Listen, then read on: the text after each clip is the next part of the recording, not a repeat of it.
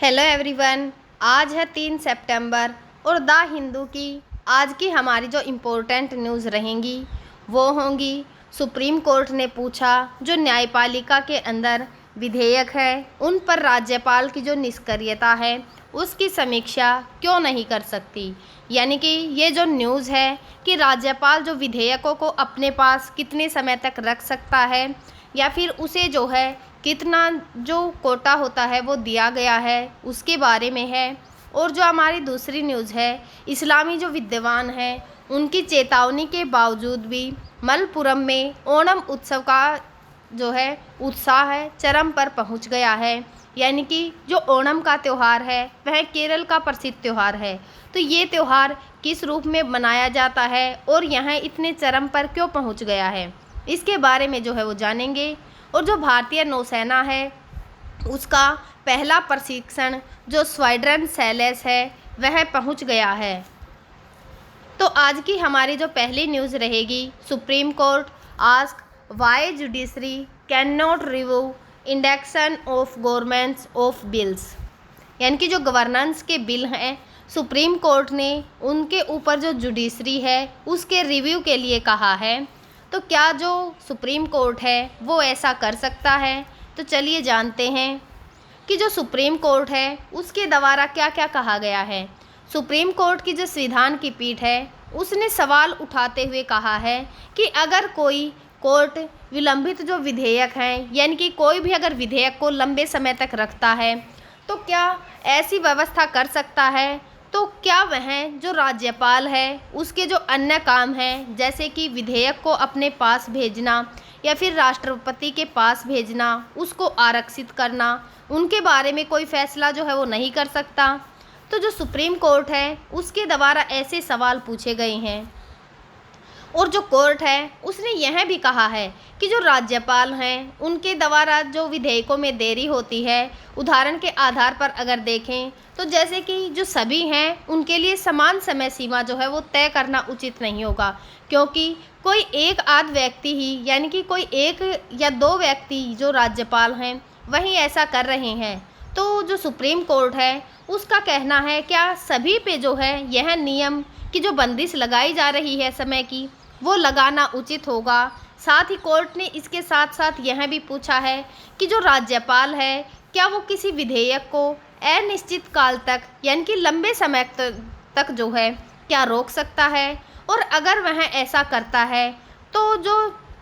चुनी हुई सरकार है उसके जो लोकतांत्रिक जनादेश हैं वो कैसे लागू होंगे। यानी कि कोई विधेयक जो है जैसे कि राज्यपाल के पास जो है वो भेजा जाता है तो अगर वह जो है उसे या तो मना कर दे या उसे वापस भेज दे या फिर जो राष्ट्रपति है उसके पास भेज दे, वह ऐसी अगर कोई भी प्रक्रिया नहीं कर रहा और उसे अपने पास जो है वो रखता है तो यानी कि वो जो कानून था अगर वह उसे वापस नहीं भेजेगा अपने पास ही रखेगा तो वो पारित कैसे होगा। तो जो सरकार है वह जो काम कर रही है उसमें विलंब होगा। तो ये जो चर्चा का विषय जो है वो क्यों बना हुआ है, जो ये मुद्दा है राष्ट्रपति के द्वारा जो अनुच्छेद 143(1) है उसके तहत जो भेजा गया प्रेसिडेंशियल जो रेफरेंस था उससे जुड़ा हुआ मामला है। क्योंकि इसकी पृष्ठभूमि देखें तो अप्रैल 2025 का जो फैसला है जिसमें यह कहा गया था कि जो राज्यपाल है अनिश्चित काल तक जो विधेयक है उसको नहीं रोक के रख सकता, क्योंकि अगर जो उसे अनिश्चित काल तक रोक कर रखता है विधेयक को तो सरकार को कानून लागू करने में देरी होती है। और जो है संविधान के अंदर यह कहा गया है कि जो राज्यपाल है या तो उस पर जो है हस्ताक्षर कर दे यानी कि या तो उस विधेयक पर जो है वो साइन कर दे या फिर उसे वापस फिर से भेज दे, ताकि उसे फिर से जो है पास करवा के विधेयक को राज्यपाल के पास भेजा जा सके। और अगर राज्यपाल ऐसा नहीं करता सकता कि वह उस पर फैसला लेने में असमर्थ है तो वह उसे राष्ट्रपति के पास भी भेज सकता है, तो उसे जो है ये अधिकार दिए गए हैं। लेकिन अगर दूसरी बार विधेयक राज्यपाल के पास आता है तो वह उस पर साइन करने के लिए जो है वो बाध्य हो जाता है और उन्हें या तो स्वीकृति देनी होगी या फिर जो विधेयक है उसको वापस भेजना होगा या फिर जो राष्ट्रपति हैं उनके पास उसे भेजना ही होगा। यह काम जो है तय सीमा जो समय है इसके लिए वो तय किया गया होगा। राज्यपाल की जो निष्क्रियता है यानी कि जो उसकी न्यायिक समीक्षा है, क्या वह जो है न्यायिक समीक्षा के दायरे में राज्यपाल की निष्क्रियता आती है या फिर नहीं आती है। तो जो इसके मामले में जो है कुछ व्यक्तियों के द्वारा दलीलें भी दी गई हैं, जैसे कि जो राज्य है तमिलनाडु का, उसकी ओर से जो अभिषेक मनु सिंघवी हैं, उन्होंने कहा है कि राज्यपाल अगर अनिश्चित काल तक यानी कि लंबे समय तक विधेयक को अपने पास रोके रखेगा तो वे जो सुप्रीम सीएम हैं वही बन जाते हैं, यानी कि राज्यपाल जो है फिर तो वह सीएम का काम करने लगते हैं। तो इससे जो लोकतंत्र है वह इसके खिलाफ है। संविधान जो राज्यपाल है उसको असीमित वीटो शक्ति जो है क्या देता है, नहीं देता। जो कोर्ट है उसके पास यह अधिकार है कि वह राज्यपाल की जो निष्क्रियता की समीक्षा है उसे करे और उसका समाधान निकाले, यानी कि कोर्ट को यह अधिकार दिया गया है कि राज्यपाल की जो निष्क्रियता है उसकी समीक्षा वह कर सकता है और उसका समाधान भी निकाल सकता है।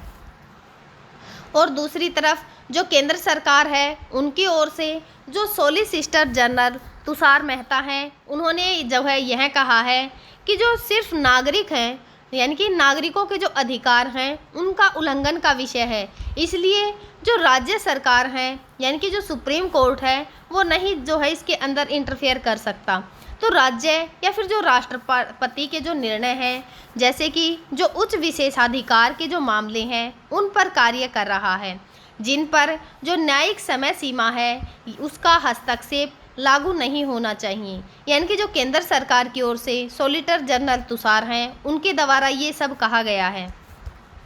और जो सुप्रीम कोर्ट है उसके द्वारा सवाल पूछे गए हैं, जैसे कि जो सुप्रीम कोर्ट ने पूछा है कि जो यदि संविधान का जो अनुच्छेद 356 है उसके तहत सुप्रीम कोर्ट राज्यपाल द्वारा जो प्रयोग किए गए विवेक की जो न्यायिक समीक्षा है वह कर सकता है, तो जो सुप्रीम कोर्ट है वह अनुच्छेद 200 के तहत जो विवेक जो है उसे क्यों नहीं कर सकता। तो जो मुख्य न्यायाधीश गवाही हैं उन्होंने राज्यपालों की जो राज्यपाल हैं उनकी व्यापक जो विवेकाधीन शक्तियां हैं उनके बारे में महाराष्ट्र राज्य द्वारा जो प्रस्तुत एक जो प्रस्तुतिकरण है उसका जवाब जो है गवाही के द्वारा दिया गया है। तो जो सुप्रीम कोर्ट है वह यह क्यों पूछ रहा है कि न्यायिक जो समीक्षा है वो क्यों न कर सकी, यानी कि जो न्यायिक समीक्षा है उसके सिद्धांत के तौर पर देखें तो संविधान के जो अन्य अनुच्छेद हैं, जैसे कि अनुच्छेद 356 है उस पर जो एसआर बॉम्बई केस आया था उसकी तरह देखें तो राज्यपाल की जो कार्रवाई है या फिर जो निष्क्रियता है उस पर न्यायिक समीक्षा से बाहर नहीं हो सकती,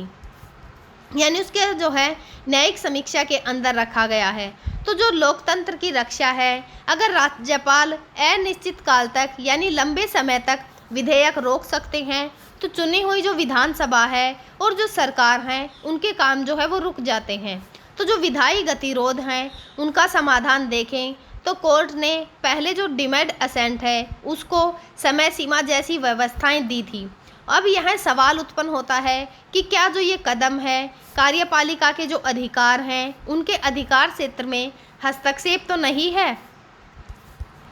और इसका निष्कर्ष देखें कि इन सब बातों से क्या निष्कर्ष निकल के आता है, तो सुप्रीम कोर्ट ने साफ संकेत दे रहा है कि राज्यपाल की जो निष्क्रियता है वह न्यायिक समीक्षा से बाहर नहीं हो सकती, यानी कि न्यायिक समीक्षा के अंदर ही जो है राज्यपाल की निष्क्रियता को रखा गया है। तो अब राष्ट्रपति द्वारा जो भेजे गए संदेश हैं यानी कि संदर्भ हैं जो कि प्रेसिडेंटियल जो रेफरेंस हैं उन पर कोर्ट जो है क्या करना चाहती है, यानी कि क्या तय करना है उसका। तो क्या जो डिमांड असेंट है उसकी जो समय सीमा है, जैसे कि जो न्यायिक व्यवस्थाएं हैं क्या वे संवैधानिक हैं। संवैधानिक का अभिप्राय है कि जो ये जो न्यायिक समीक्षाएं हैं यानी कि जो न्यायिक व्यवस्थाएं हैं इनके बारे में जो संविधान है क्या उनके अंदर जो है लिखित तौर पर क्या कोई जिक्र जो है वो किया गया है, यानी कि संवैधानिक संविधान के अंदर मौजूद हो उसे जो है संवैधानिक कहा जाता है। और क्या जो न्यायपालिका है उसको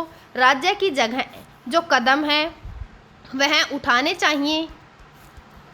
आज की हमारी जो दूसरी न्यूज़ रहेगी, ओणम सोलर्स हाई इन जो मल्लापुरम डिस्पाइट जो स्कॉलरी कोरुशन है, यानी कि जो ओणम का त्यौहार है वह केरल के अंदर मनाया जाता है। तो जो ये फिलहाल इस समय पर हाल ही में ये चर्चा का विषय क्यों बना हुआ है, तो जो परंपरागत और जो सुधारवादी दोनों धाराएं हैं, यानी कि जो इस्लामी विद्वान हैं, मुसलमानों को ओणम का जो उत्सव है उसमें भाग लेने को लेकर सावधान करते हैं। उनका जो तर्क है उसके अनुसार जो हिंदू परंपरा है इससे जुड़ा हुआ यह एक धार्मिक उत्सव है, इसलिए जो मुस्लिम समुदाय हैं उनको इससे जो है वो दूरी बनाए रखनी चाहिए। और इसी दृष्टिकोण के पीछे जो धार्मिक शुद्धता है और आस्था की जो सीमाएं हैं उनकी चिंताएं भी इससे जुड़ी हुई हैं।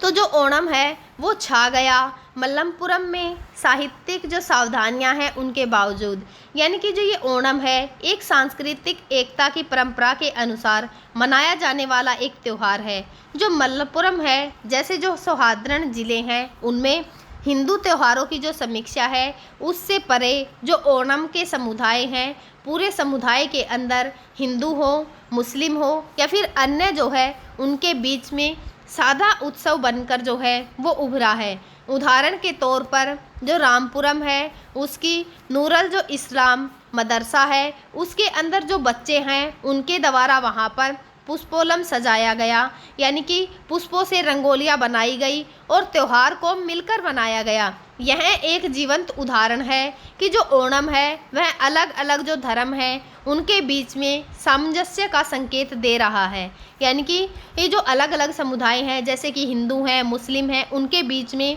सामंजस्य को बिठाने का कार्य जो है ओणम कर रहा है।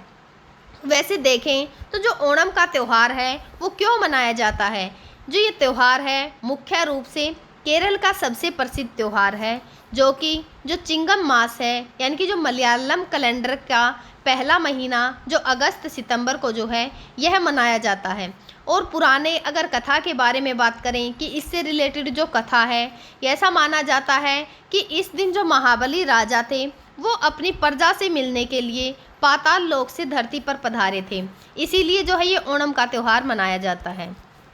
और अगर जो ये ओणम का त्यौहार है कि यो है जो है व्यक्तियों को अपनी ओर आकर्षण जो है या फिर आकर्षित कैसे करता है, तो पहला तो जैसे जो पुष्पोलम यानी कि फूलों से रंगोली बनाई जाती हैं इसके अंदर, और जो ओणम साझा है जो केले के पत्ते होते हैं उस पर परोसकर सभी को जो पारंपरिक रूप से भोज भी कराया जाता है। जो वल्लकी है यानी कि उस दिन जो है यानी कि ओणम के दिन केरल के अंदर जो नौका दौड़ है वह भी कराई जाती है। और उसी दिन जो तिरुवाथिया का नृत्य है वहाँ भी किया जाता है। और खेल या फिर जो लोकगीत हैं यानी कि वहाँ पर अनेक खेल भी करवाए जाते हैं और लोकगीत भी गाए जाते हैं। और जो ये ओणम का त्यौहार है इसका महत्व जो है वो क्या है,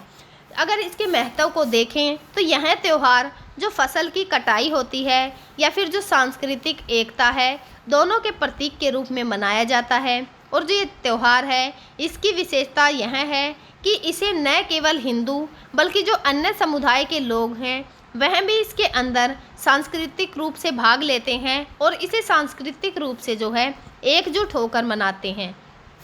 आज की हमारी जो तीसरी न्यूज़ रहेगी, इंडिया सेट्स आइज ऑन जो $1 trillion semiconductors market, PM promise faster approval, यानी कि प्रधानमंत्री नरेंद्र मोदी के द्वारा जो है जो ये प्रशिक्षण स्क्वाड्रन है इसके बारे में जो है वो क्या क्या कहा गया है। तो अगर इसके मुख्य बिंदुओं को देखें तो जो भारतीय नौसेना है उसका प्रशिक्षण जो स्क्वाड्रन है यानी कि फर्स्ट ट्रेनिंग जो स्क्वाड्रन ITS है हाल ही में ही सैलेस पहुंच गया है। जो ये स्क्वाड्रन का परीक्षण है और जो मैत्रीपूर्ण दौरे हैं यानी कि प्रधानमंत्री नरेंद्र मोदी के द्वारा जो किए गए अच्छे संबंध बनाने के जो दौरे हैं उनके लिए जो नौसैनिक जहाज़ हैं उनको भी इसके अंदर शामिल किया गया है। और जो ये फ़िलहाल यात्रा हो रही है इस स्क्वाड्रन की सैलेस के अंदर, तो इस यात्रा के जो उद्देश्य हैं वह क्या है, भारत जो सैलेस समुद्री सहयोग है उसको मजबूत करना चाहता है और जो क्षेत्रीय सुरक्षा है या फिर जो सामरिक साझेदारी है उसको भी बढ़ावा देना इसका एक लक्ष्य है। जो नौसैनिक कैडेट हैं उनको जो समुद्र का प्रशिक्षण है या फिर जो कूटनीतिक अनुभव है उनको देना है। और ये यात्रा जो है जो सागर नीति है उसके अंतर्गत आती है, यानी कि सागर सिक्योरिटी एंड जो growth for all in regions के अकॉर्डिंग जो है यह आती है, जिसके तहत भारत जो हिंद महासागर का जितना भी एरिया है उसके अंदर सामरिक जो साझेदारी है उसको मजबूत कर रहा है। जो ये दौरा है वह संयुक्त अभ्यास है कि वहाँ के जो सांस्कृतिक आदान प्रदान हैं या फिर जो औपचारिक मुलाकातें हैं उनके जो है आयोजित किया जा सके। और इसके महत्व को देखें तो इसके महत्व में हिंद महासागर का जो एरिया है उसमें भारत की सुरक्षा और जो रणनीतिक स्थिति है, यानी कि जो मौजूदगी है रणनीति में, उसको बढ़ावा देना है। जो छोटे द्वीपीय देश हैं उनके साथ में विश्वास बनाना और जो सहयोग का पुल है वह बनाने का कार्य करेगा। नौसैनिक जो प्रशिक्षण हैं यानी कि जो प्रशिक्षुओं हैं उनको अंतर्राष्ट्रीय अनुभव भी जो है इससे प्राप्त होगा। हम जो है आगे भी आप सभी के साथ इसी प्रकार से जो द हिंदू की इम्पोर्टेंट न्यूज़ होंगी जो कि हमारे एग्ज़ाम के पॉइंट ऑफ व्यू से बहुत ही ज़रूरी होंगी, आप सभी के साथ शेयर करते रहेंगे। तब तक आप पढ़ते रहिए, खुश रहिए। Thank you.